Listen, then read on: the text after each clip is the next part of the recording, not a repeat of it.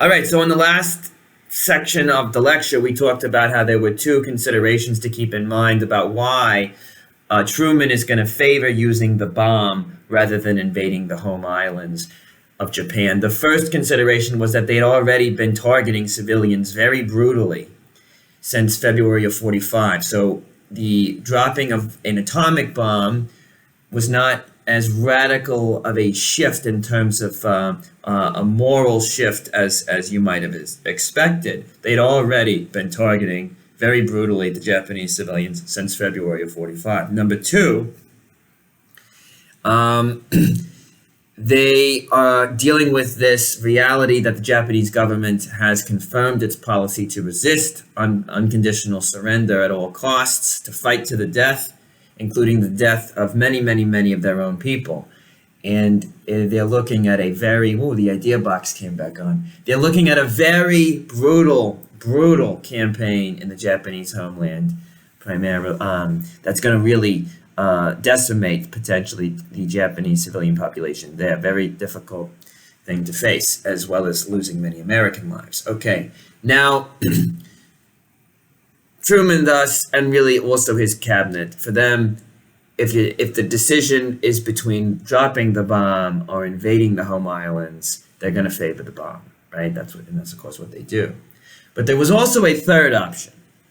And the third option was that Truman could have backed away from this policy of unconditional surrender, demanding the absolute conquest, subjugation of the Japanese people with no conditions, no strings attached. And there is evidence that the Japanese government was willing to consider negotiations under a certain respect for certain conditions, primarily the maintenance of the sovereignty of the home islands and the continuation of the imperial dynasty.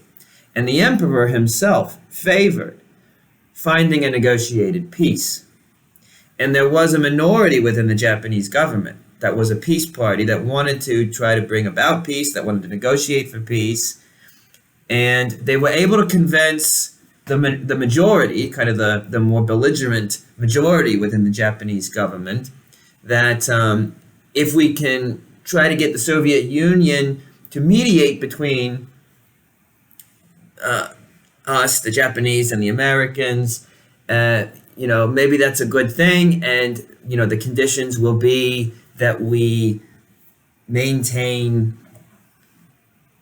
the imperial dynasty in its place and maintain the sovereignty of our home islands, okay? And Truman is considering that possibility of backing away from that that demand for unconditional surrender.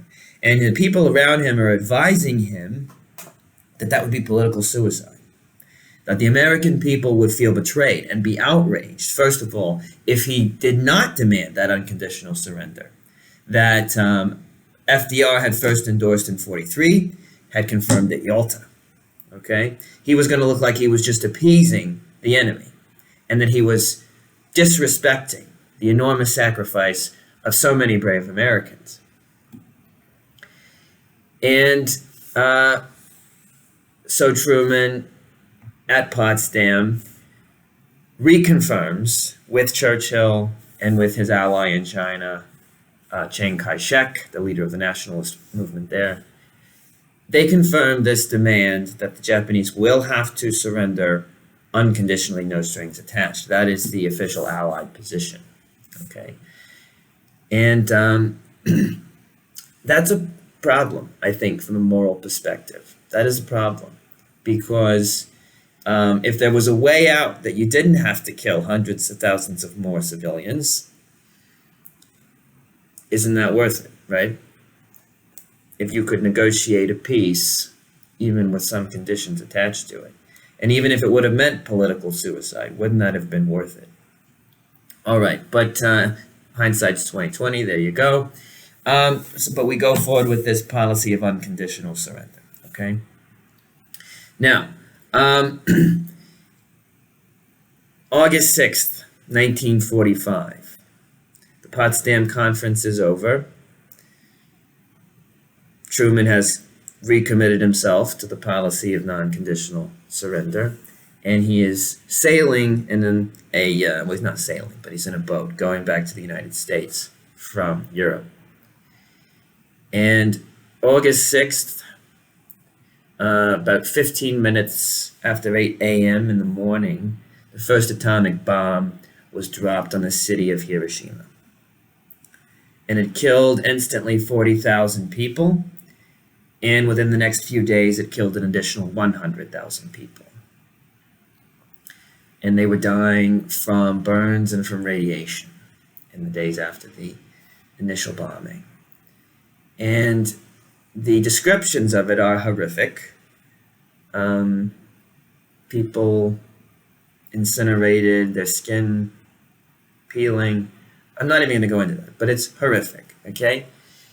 And the bomb, of course, shocked Japan, who had no idea that the Americans had such a weapon, and really took them several days to actually believe that the Americans had developed an atomic bomb and used it.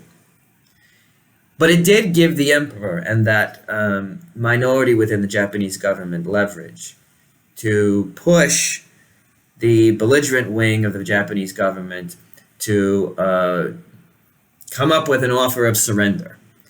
And they had one condition, which was the continuation of the imperial dynasty within Japan, okay?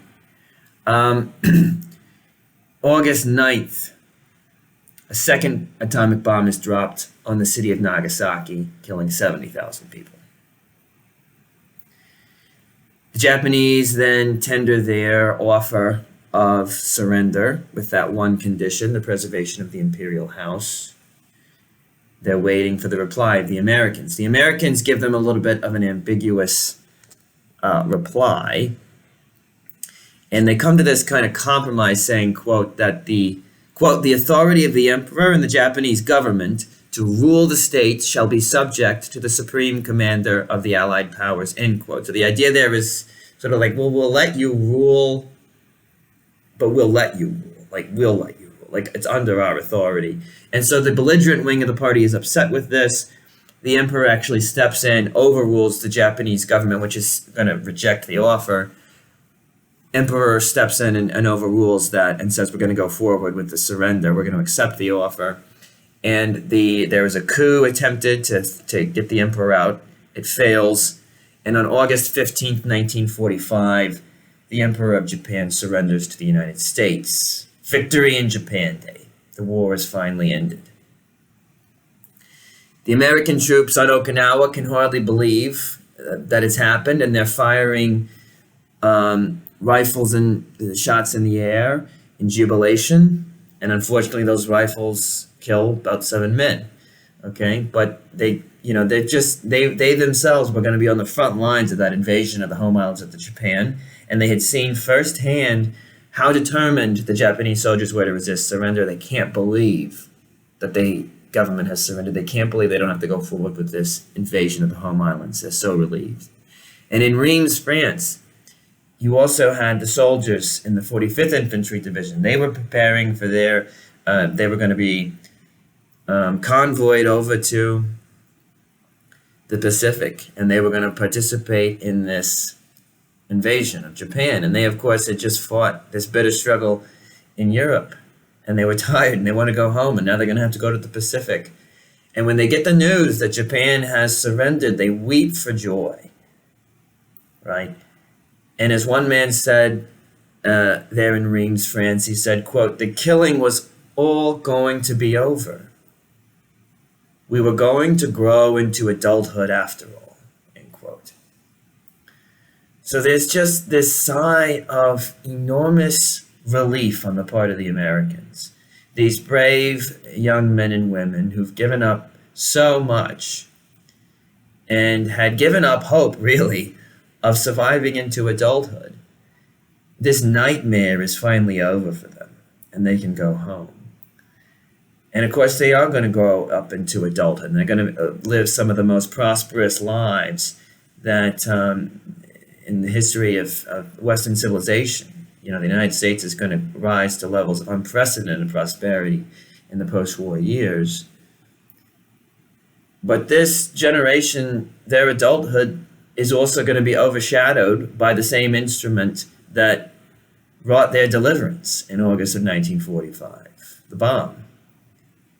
And of course, the bombing of Nagasaki and Hiroshima ushers in this new era, the atomic age, where the threat of extinction, civilizational extinction, is really looming in the background all through the 1950s and the 60s into the 70s. Okay? So it's a bittersweet victory. But at least in the immediate future, these young men and women who have given so much can go home and start to rebuild their lives.